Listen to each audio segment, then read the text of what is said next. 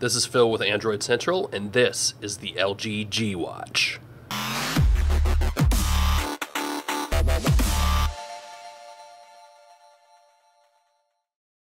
At this point, there's not a lot to say about the LG G Watch that we haven't already said in the 2 weeks we've spent leading up to this review.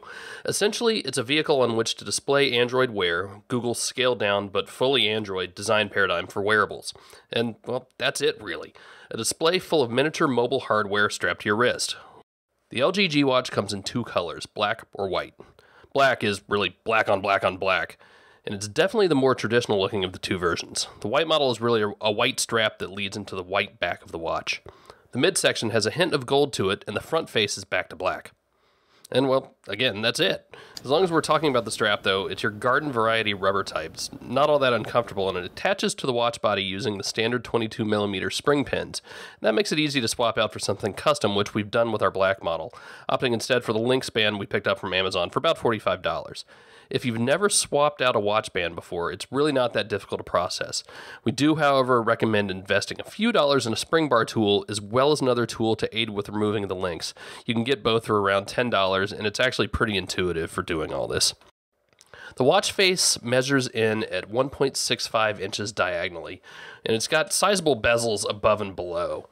Now, the display is an IPS LCD display at 280 pixels by 280 pixels, and it's not an impressive resolution by any means, but you get used to it easily enough. And you really don't want to be pushing too many pixels given that the G Watch is powered by a 400 mAh battery. And yes, as you by now have heard, the watch is all but useless outside in full sun. It's just really difficult to see anything at all on that screen. A Snapdragon 400 processor takes care of the computations. There are 512 megabytes of RAM on board and 4 gigabytes of onboard storage, with about 2.9 gigs available for apps. And that should be a goodly sum given that you'll mostly be installing the corresponding parts from apps on your phone and not fully installing apps on the watch itself.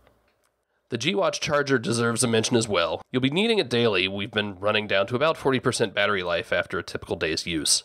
The charger uses a standard micro USB plug, so you can take the charger itself with you without having to lug a separate cable and wall wart, which is nice. There's a tacky, as in sticky, rubber foot on the bottom of the charger that helps it stay put on a desk.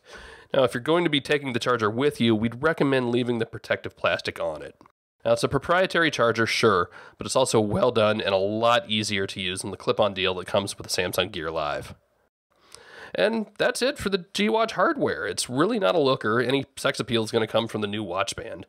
It really is just a way to get Android Wear on your wrist. And at $229 US, it's not an inexpensive way to get into wearables, but in this case, that's the price for early adoption.